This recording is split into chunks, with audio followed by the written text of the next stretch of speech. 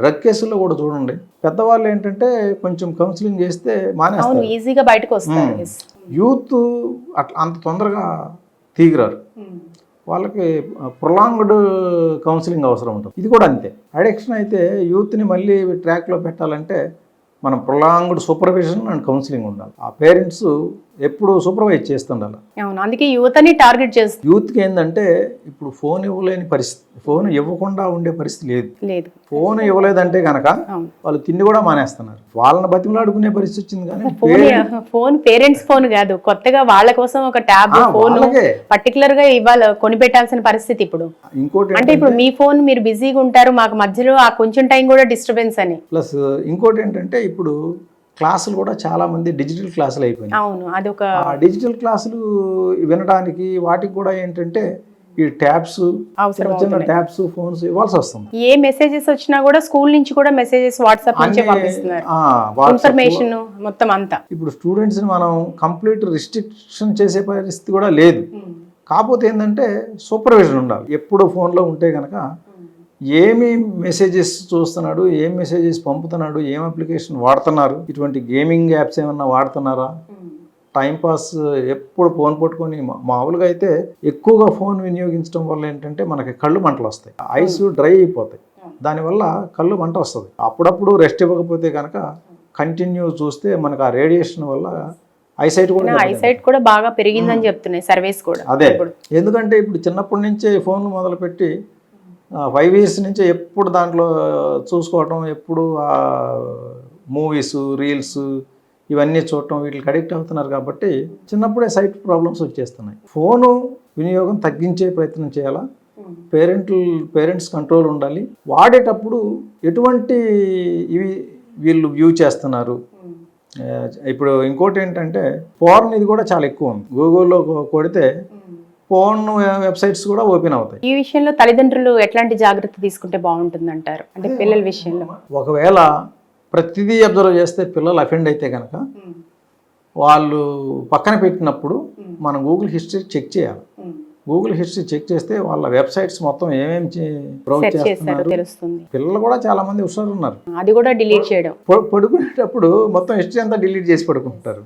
అది కూడా ఉంది. రిమోట్ యాక్సెసింగ్ యాప్స్ పెట్టుకోవాలి. పిల్లల ఫోన్లో ఒక యాప్ వేసి మన దాంట్లో వేసి మనం ఎప్పుడు సూపర్వైజ్ చేస్తుండాలి రిమోట్గా. మనం ఎక్కడున్నా కూడా వీళ్ళు ఏం బ్రౌజ్ చేస్తుంది మనకి తెలిసిపోతుంది. రిమోట్ యాప్స్ వేసుకుంటే కనుక ఎనీడెస్క్ ఉంది. ఇప్పుడు ఎనీడెస్క్ నేను వేస్తే నాకు ఒక కోడ్ వస్తుంది. మీరు ఎనీడెస్క్ డౌన్లోడ్ చేశారు, మీకు ఒక కోడ్ వస్తుంది. మీ కోడ్ కనుక నా ఫోన్లో ఎంటర్ చేస్తే మీ ఫోన్ మొత్తం నా కంట్రోల్కి వచ్చేస్తుంది. మీరు ఎక్కడైనా ఉండండి, మీ ఫోన్లో మీరు ఏది A to Z నేను చూడొచ్చు. కాల్స్ చేసినా తెలిసిపోద్ది, వాట్సాప్ మెసేజ్ చూసినా తెలిసిపోద్ది, గూగుల్ బ్రౌజ్ చేసినా తెలిసిపోద్ది. మీ ఫోన్ నా చేతిలో ఉన్నట్లెక్కే. అయితే ఈ అవేర్నెస్ అనేది చాలా కష్టమైన పని. ఇప్పుడు ఏంటంటే అందరికీ తెలిసి ఉండాలి, ప్రతి పేరెంట్స్ తెలిసి ఉండాలి, దాని మీద ఆ కాన్సంట్రేషన్, ఆ ప్లస్ పిల్లలకు తెలియకూడదు. అది ప్రతి విషయానికి కూడా మెరిట్స్, డిమెరిట్స్ ఉంటాయి. ఇప్పుడు ఈ రిమోట్ యాక్సెస్ యాప్ అనేది చాలా మంచి యాప్, కానీ క్రిమినల్స్ కూడా చాలా ఉపయోగిస్తున్నారు. క్రిమినల్స్ తెలియని వాళ్ళ చేత డౌన్లోడ్ చేయించి వీళ్ళ credit card, debit card details enter చేయించుకొని బ్యాంకులు డబ్బులు కొట్టేస్తున్నారు. చాలా మంది పెద్దవాళ్ళకి తెలియదు. ఈవెన్ రిటైర్డ్ బ్యాంక్ మేనేజర్స్ కూడా సైబర్ క్రైమ్ కి ఇది ఒక టూల్ గా ఉపయోగపడుతుంది. చాలా మంది రిటైర్డ్ బ్యాంక్ మేనేజర్స్ కూడా ఈ టూల్ డౌన్లోడ్ చేసి డబ్బులు బాగొట్టుకునే సందర్భాలు ఉన్నాయి. అందువల్ల ఏదైనా సరే టూల్ దాని పని అది చేస్తుంది. మంచిగా ఉపయోగపడేవాడికి మంచిగా ఉపయోగపడుతుంది, క్రిమినల్స్కి బ్యాడ్గా ఉపయోగపడుతుంది. అంటే మనకి బ్యాడ్, క్రిమినల్కి మంచి చేస్తుంది. ఇప్పుడు ఈ బెట్టింగ్ యాప్స్కి విషయానికి వస్తే ఇన్ఫ్లుయెన్సర్స్ మీద చాలా మంది మీద కేసులు పెట్టారు. సో ఎట్లా ఉండబోతుంది అంటారు, వారి మీద యాక్షన్ ఎట్లా తీసుకుంటారు? అంటే ఇన్ఫ్లుయెన్సర్స్ మీద అంటే చాలా బెనిఫిట్ ఉంటాయి. దీంట్లో మీరు బాగా డబ్బులు గెలవచ్చు, దీన్ని ఈ గేమ్ లో ప్రమోట్ చేయడం అనేది చెప్తున్నారు. ఆల్రెడీ మన తెలంగాణలో అసలు ఈ గేమ్స్ ఆన్లైన్ గేమింగ్ అనేది బ్యాన్ ఉంది.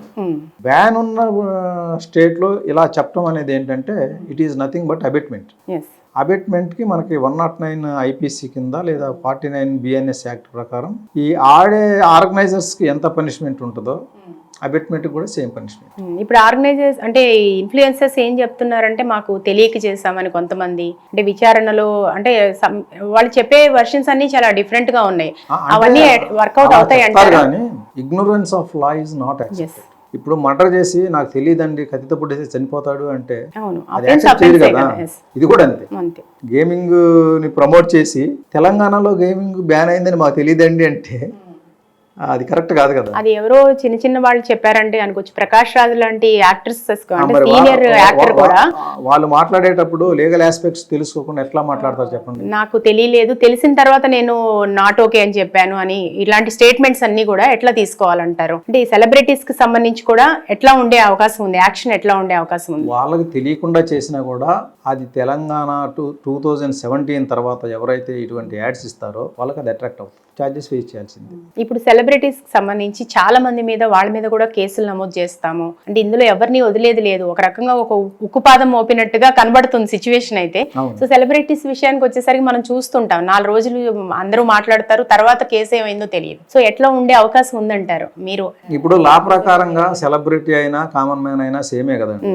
సెలబ్రిటీకి దీంట్లో స్పెషల్ ఇది ఇవ్వాల్సిన పనేం లేదు. ఎవరు ప్రమోట్ చేసినా పనిష్మెంట్ సేమే, లీగల్ యాక్షన్ కూడా సేమే ఉంటుంది. ఇప్పుడు దీంట్లో ఏంటంటే 421 సెక్షన్ వేస్తారు, తర్వాత section 3 and 4 Telangana gaming act వేస్తారు, తర్వాత పెట్టి ఆర్గనైజ్డ్ క్రైమ్ అని చెప్పి 112 BNS యాక్ట్ వేస్తారు. ఈ యాక్ట్లన్నిటికీ వీళ్ళు అబెట్మెంట్ చేసినారని చెప్పి 49 BNS యాక్ట్ ప్రకారం అబెట్మెంట్ సెక్షన్ వీళ్ళకి వస్తుంది. పనిష్మెంట్స్ ఎట్లా ఉంటాయి అవి కూడా కొంచెం? పనిష్మెంట్ ఏంటంటే 420 IPC అంటే ఇప్పుడు 318 BNS యాక్ట్. ఈ 318 BNS యాక్ట్ ప్రకారం 7 years పనిష్మెంట్ ఉంటుంది. 7 years. మిగతావి తక్కువ ఉంటాయి. ఈ సెక్షన్ 3 తెలంగాణ గేమింగ్ యాక్ట్కి 1 year ఉంటుంది, సెక్షన్ 4కి 6 months ఉంటుంది. ఇప్పుడు చాలా డబ్బులు కూడా చేతులు మారాయి ఈ ఇష్యూలో. అయితే ముందు పోలీస్ శాఖకి అంటే డబ్బులు చేతులు మారటం అంటే పోలీస్ శాఖకి ఇన్ఫర్మేషన్ లేకుండా అయితే ఉండదు. అండ్ ఈ ఇష్యూకి సంబంధించి కూడా ఇంత దాకా అంటే ఈ ఇష్యూ ఇంత జరుగుతుంటే కనీసం ఒక సమాచారం లేదంటారా? వాటిని కంట్రోల్ చేసినట్టుగా కూడా ఎక్కడా కనిపించలేదు. ఎందుకని అలా? ఏం జరిగి ఉంటుందంటారు? ఈ వ్యవస్థలన్నీ ఏమైపోయాయి? అంటే ఇందులో కంప్లైంట్స్ రావడం చాలా తక్కువ. ప్రొయాక్టివ్గా మనకు వచ్చిన ఈ వెబ్ లింక్స్ యాప్స్ ఏవైతే ఉన్నాయో అవి మాత్రమే బ్యాన్ చేపిస్తాం. ఇప్పుడు ఎలా ఉందంటే గేమింగ్ ఇండస్ట్రీ రోజు రోజు ఒక్కొక్క ఇది URL మార్చేస్తారు. అందువల్ల కొంత మారుస్తారు, అవే యాడ్స్ ఇచ్చుకుంటారు. అందువల్ల మనం ఏంటంటే మన రాడార్లో నుంచి కొన్ని బయటికి వెళ్ళే అవకాశాలు ఉంటాయి. 100% మనం కంట్రోల్ చేయటం అనేది అంత ఈజీ కాదు. అందువల్ల కొంత స్కోప్ ఉంది, ఆ స్కోప్ని ప్రజలు ఉపయోగించుకుంటున్నారు. మన తెలంగాణలో ఆడటం కూడా తప్పే అని చెప్తున్నా కూడా ఆడుతున్నారు. అట్లాంటప్పుడు మరి ఆడే వాళ్ళది కూడా తప్పు ఉంది కదా. మరి ఆడే వాళ్ళకు కూడా కౌన్సిలింగ్ కావాలి. ఇప్పుడు వీళ్ళకు కూడా అవేర్నెస్ లేనట్టు లెక్కే. తెలిసిన వాళ్ళు కూడా ఆడుతున్నారు, ఫేక్ GPSలు పెట్టి కూడా ఆడుతున్నారు. మీ తెలంగాణలో ఇది బ్యాన్ చేసినాము, మీకు లేదు అవకాశం అన్నా కూడా దొంగ మార్గాలను అవలంబించి మరీ ఆడుతున్నారు. అంటే ఆడిన తర్వాత డబ్బులు పోయి సూసైడ్ చేసుకునేది అది పక్కన పెడితే ఆడటం అనేది కూడా తప్పు. కాబట్టి నా ఇదేంటంటే ఎవరు కూడా ఆడద్దు. మనం ఇది క్రైమ్ అని తెలిసిన తర్వాత చేయకూడదు కదా. అవును. ఇప్పుడు యాక్సిడెంట్ చేస్తే క్రైము 337 IPC పాత సెక్షన్ ప్రకారం కేసు బుక్ చేస్తాం. అందుకనే జాగ్రత్తగా ఒక లైసెన్స్ విధానం పెట్టి లైసెన్సులు తీసుకొని మరి లైసెన్స్ ఉన్న వాళ్ళే నడపాలి అని ఒక రూల్ ఫాలో అవుతాం. ఇది కూడా అంతే. ఇది ఆడకూడదు అని చెప్పినప్పుడు ఆడకూడదు. ఆడతాము అంటే ఆడిన వాళ్ళ మీద కూడా పనిష్మెంట్ బుక్ చేయాల్సిన పరిస్థితి వస్తుంది. అయితే ప్రస్తుతం ఏంటంటే ఇలా ఎక్కువ డబ్బులు పోగొట్టుకొని విక్టిమ్స్ ఎక్కువ మంది ఉన్న పక్షంలో ఆర్గనైజర్స్ మెయిన్ దీని కింద ట్రీట్ చేసి మనం వీళ్ళ పక్కన పెడతాం. ఎందుకంటే ఎవరైతే విక్టిమైజ్ అయ్యారో వాళ్ళది ఈ సెక్షన్ 4 ప్రకారం మనం పక్కన పెట్టి సెక్షన్ 3 ఆర్గనైజర్స్ మీద ఎక్కువ కాన్సన్ట్రేట్ చేసి వీళ్ళ కంప్లైంట్లు తీసుకొని ఆర్గనైజర్స్ మీద కేసులు బుక్ చేస్తాం. అందువల్ల ఎవరైనా సరే పెద్ద మొత్తంలో చిన్న మొత్తంలో అయినా సరే డబ్బులు లాస్ అయి ఉంటే కంప్లైంట్ చేయొచ్చు. మనం ఆర్గనైజర్స్ని రూట్ కాజ్ దీనికి ఏంటంటే ఇప్పుడు ఆడే వాళ్ళని ఎంత రిస్ట్రిక్ట్ చేసినా కొంతమంది ఆడుతూనే ఉంటారు. ఆర్గనైజర్స్ రిస్ట్రిక్ట్ చేయడం ఈజీ, తక్కువ మంది ఉంటారు కాబట్టి. Exact point. అందువల్ల ఆర్గనైజర్స్ని కొంచెం ఉక్కుపాదం మోపి వాళ్ళని కంట్రోల్ చేసేస్తే ఈ గేమింగ్ మినిస్ అనేది మన స్టేట్ నుంచి వెళ్ళిపోతుంది. చాలా మంది అంటే ఈ డబ్బులు చేతులు మారటం ఇవన్నీ కూడా ఇటువంటివి జరిగేటప్పుడు ఒక రాజకీయ నేతల హస్తం ఉంది అని జనరల్ గా మనం అంటుంటాం, కొన్ని జరిగినవి చూస్తూ కూడా ఉంటాం. అట్లాంటి ఈ ఇష్యూకి సంబంధించి బెట్టింగ్ యాప్స్ కి సంబంధించి ఎవరివైనా ఒక ప్రముఖుల హస్తం ఉంది అని మీ దృష్టికి ఏమైనా వచ్చిందా సార్? ఇవేంటంటే రూమర్స్, అందులో నిజం ఎంత ఉందో ఎవరికి తెలియదు, కానీ ఊరికే ఇంత మారింది అంత మారింది అని చెప్పి రూమర్స్ మాత్రం చాలా ఎక్కువ వస్తుంటాయి. అవును. ఇప్పుడు మన 3 స్టేట్లు తప్ప మిగతా దేశమంతా కూడా ఇది బ్యాన్ లేదు. అవును. కాబట్టి మిగతా దగ్గర మారచ్చు. ఈ ఆర్గనైజర్స్ మన ఒక్క స్టేట్కి సంబంధించిన వాళ్ళు కాదు కదా, మిగతా అన్ని స్టేట్స్కి సంబంధించిన వాళ్ళు. డబ్బులు చేతులు మారితే మారతాయి, ఎందుకంటే అది అఫీషియలే. మిగతా ఇండియా అంతా కూడా ఆన్లైన్ ఇది ఉంది కాబట్టి అక్కడ చేసుకోవచ్చు.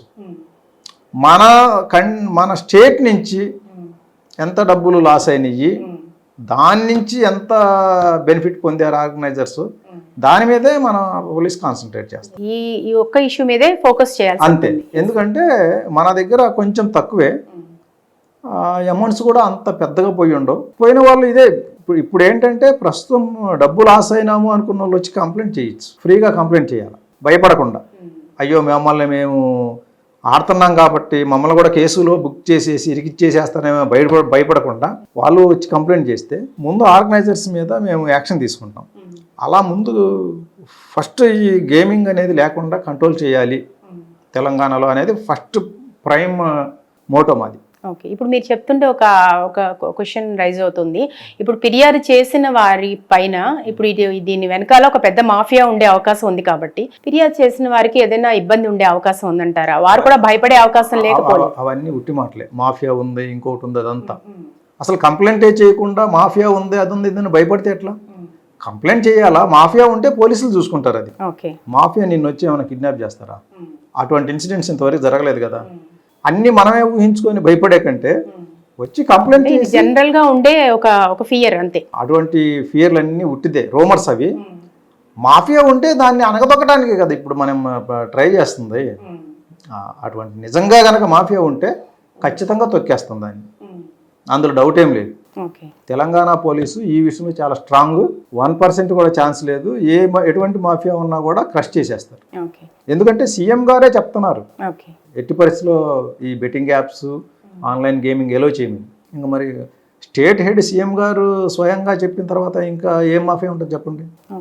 ఒకవేళ అటువంటి మాఫియాలు ఏమన్నా ఉన్నా మన స్టేట్లోకి మాత్రం ఎంటర్ కాదు. యాక్చువల్గా ఈ బెట్టింగ్ యాప్స్ అన్ని కూడా ఒక చైనా కేంద్రంగా జరుగుతున్నాయి, విదేశాలకు సంబంధించి ఎక్కువగా ఇన్ఫ్లుయెన్స్ ఇక్కడ ఉంది అనే వార్తలు కూడా వస్తున్నాయి. అంటే చైనా యాప్స్ చాలా ఉన్నాయి.